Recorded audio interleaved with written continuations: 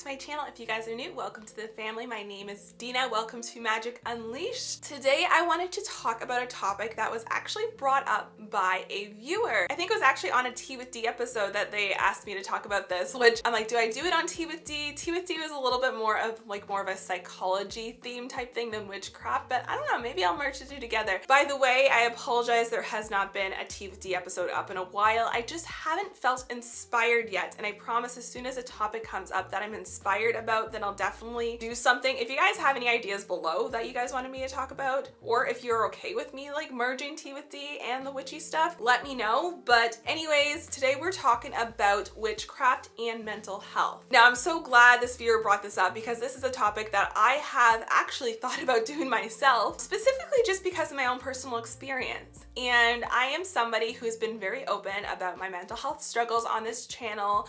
I have dealt with certain insecurities, but I've also just dealt with depression, anxiety, things like that. I've never been diagnosed per se, but I know my body, I know myself well, and I definitely go through different cycles where I become more depressed. Usually in the winter time, this is the worst for me. I definitely get a lot of seasonal depression. But what I do want to talk about in this video is how depression and just mental health in general can really impact your witchcraft practice. If you are a practicing witch, or you're somebody who has a very, strong spiritual practice in general, you'll probably understand what I mean when I say that mental health can very much affect this practice, and sometimes makes you feel worse about yourself when you're not consistent because you're struggling with mental health struggles. Unfortunately, when we are going through about a depression or anxiety or whatever mental health challenges we have, our hobbies, maybe our job, things we have to do on a daily basis, or things that we even just enjoy doing, tend to really, suffer in a way. I find witches in general,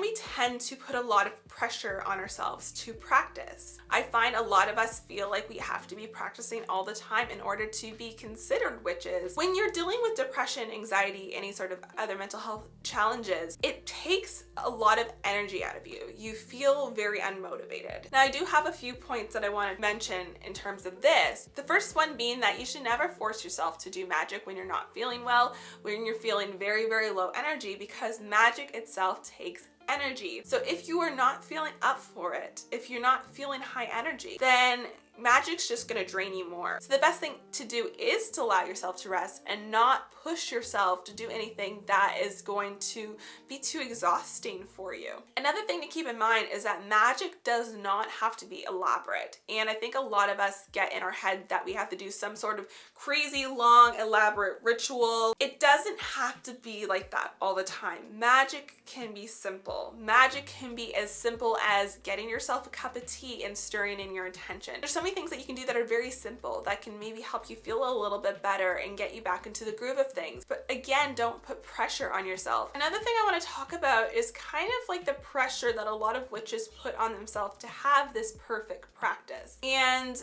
perfect practice meaning, being consistently doing magical workings and stuff. But also I think upkeeping almost like a witchy aesthetic. And I think a lot of this has to do with social media, especially, the witchy side of TikTok. I can't say I'm on there, to be quite honest. I don't go on TikTok much because I know how much time it can drain, and I try to stay off of there as much as possible because I don't want 2 hours to go by and me scrolling through TikTok, so I just stay off of it. But I know that witch talk is very popular, and it's definitely got quite the aesthetic, and people really like that, and it's very trendy right now. But we see the witchy aesthetic on other social media. We see it on Instagram, we see it on Pinterest, Tumblr, you can see it on all different social medias. And I think it puts a lot of pressure on us practicing witches that this is more than just an aesthetic to us. It's a lifestyle. It's so important and such a big part of our lives. We find peace and we find comfort and power and just empowerment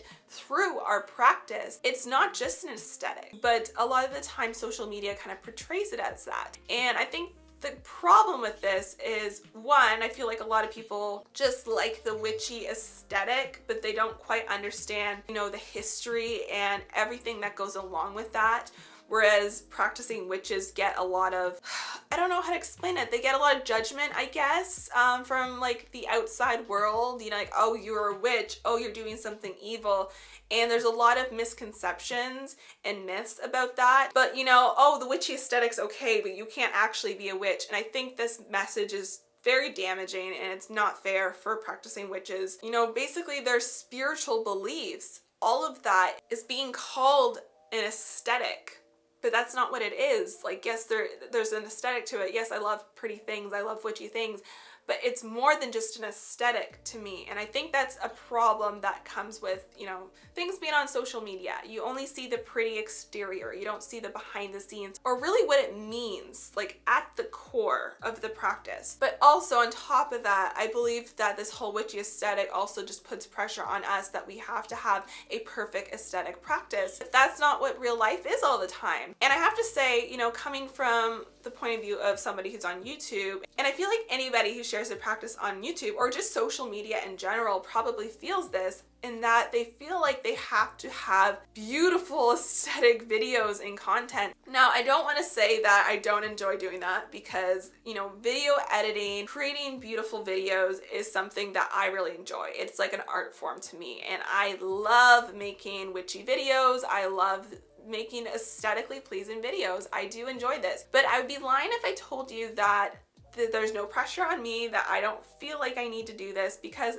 I often do feel pressured. And I've been trying to allow myself to do some more down to earth, just chit chat style videos too, because I always feel like I have to like almost put on a performance. Everything has to be beautifully put together. Everything has to be perfect. The shots have to be aesthetic. Everything has to be gorgeous. It's tough, guys. It's tough in your everyday life, but it's really tough when you are a creator. And I think a lot of YouTubers and just like artists in general suffer from perfectionism, and that we just want everything that we give to you just to be perfect and beautiful all the time. And if it doesn't, you know, measure up to our standards, we feel like depressed or unhappy with ourselves. And I think the witchcraft aesthetic, the witchy aesthetic, definitely puts that pressure on us. A lot of us often get into spiritual slumps, as you can call it, usually when you're just feeling unmotivated to practice. I have been through phases where I've just been so depressed that I've honestly just questioned like my beliefs and like just my spiritual beliefs in general, and thought to myself, like, is this even real? Is it worth it and stuff? And I think anybody who has spiritual beliefs, even if you're like religious